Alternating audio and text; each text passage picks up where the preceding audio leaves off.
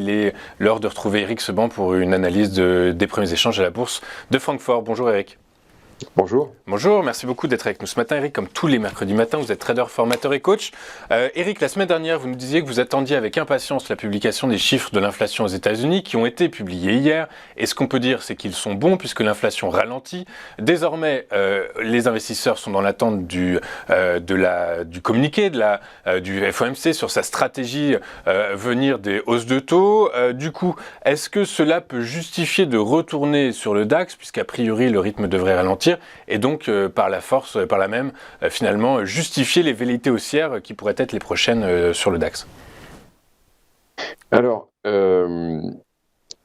je l'attendais avec impatience parce que j'avais surtout envie que le marché se remette à bouger, vu que ça faisait déjà quand même près de 15 jours qu'on avait beaucoup de mal à travailler parce que justement, cette attente faisait qu'on avait peu de densité. Donc, on va voir si ça revient. Ce que je vois, c'est que l'annonce a été faite, le marché est monté en flèche, on a pris 200 points en 2 minutes et puis on a reperdu en 3 heures ce qu'on avait gagné. Et ce matin, on ouvre au niveau où nous étions juste avant la publication. Ce soir, c'est en effet le FOMC avec des décisions sur les taux. Est-ce que le marché va bouger un petit peu aujourd'hui?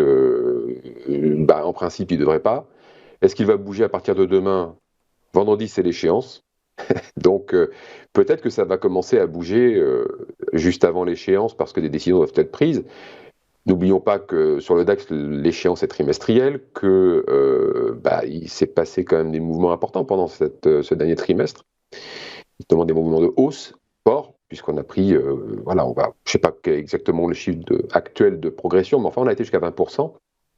Et hier, on était à 20% lorsqu'on est revenu en double top sur le haut de la zone 14 200-600, celle dans laquelle on évolue depuis maintenant 15 séances, celle dans laquelle il y a accumulation, il y a redistribution des forces, rééquilibrage, il y a moins de contraintes techniques, c'est ce que je vous disais la semaine dernière et la semaine d'avant.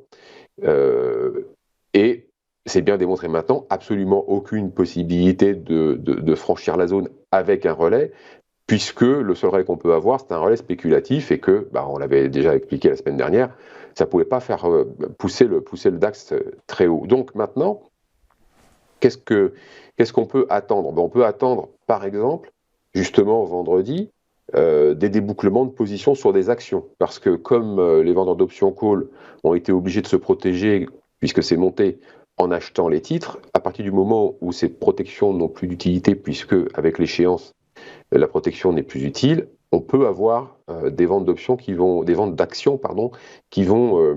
s'opérer. Est-ce que ça va faire bouger le marché avec de l'amplitude? C'est pas sûr. Je suis pas certain que les contraintes techniques aient été très très fortes. Moi, j'ai pas la position ouverte. Personne ne l'a. Enfin, si les courtiers, mais et encore la leur. Donc c'est compliqué de tirer des plans sur la comète. Mais disons qu'il y a eu forcément à un moment obligatoirement des achats de sous-jacentes, des achats d'actions, et ces actions elles servent plus à rien, sauf peut-être éventuellement à anticiper des nouvelles stratégies. Mais le problème, c'est que on arrive à la fin de l'année et que c'est pas la saison des initiatives. C'est jamais la saison des initiatives, la fin de l'année. Donc les gérants vont probablement expédier les affaires courantes, bien que je pense qu'il n'en ait pas beaucoup, parce qu'ils étaient absents de la scène pendant justement des semaines, des mois. Il y avait que la spéculation qui animait les gens. S'il y avait encore un doute sur le fait que la spéculation occupait le terrain et réalisait les mouvements, je pense qu'il n'y en a plus. Après ce qu'on a vu hier, bim, bam, ça, voilà, rien. Que dalle, on est passé au-dessus de la zone de résistance, aucun relais, retour à la case départ. Donc c'est que de la spéculation, et la spéculation n'est pas un carburant suffisant pour pouvoir installer un relais. Est-ce que les gérants vont venir maintenant? Ben non, parce qu'en fait, ils vont commencer à progressivement fermer les boucles parce que c'est la fin de l'année. Est-ce que la spéculation va agir sous la contrainte à cause de l'échéance? Oui, mais comme je viens de vous le dire, à mon avis, modérément.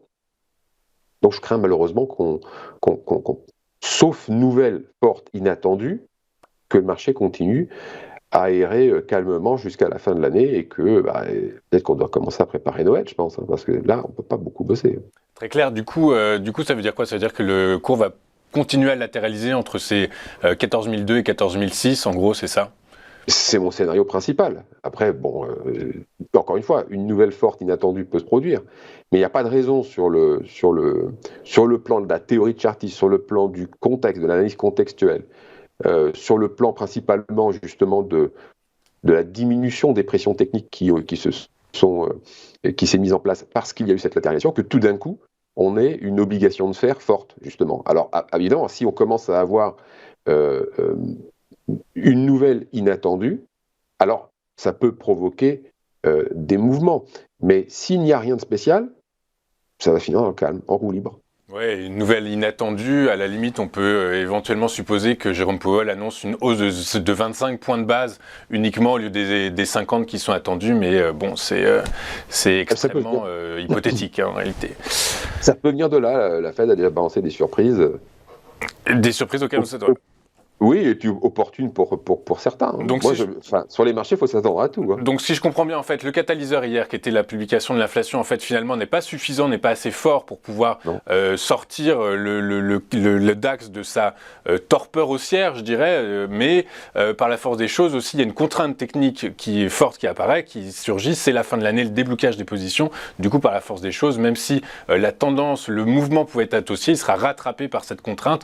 Du coup, la latéralisation se justifie jusqu'à la fin de l'année, quoi. Oui, à partir du moment où vous n'avez pas d'obligation de faire, bah, on fait rien. D'accord, écoutez, ne faites rien dans ces cas-là. Et puis on attend effectivement un prochain catalyseur important. Merci beaucoup, Eric.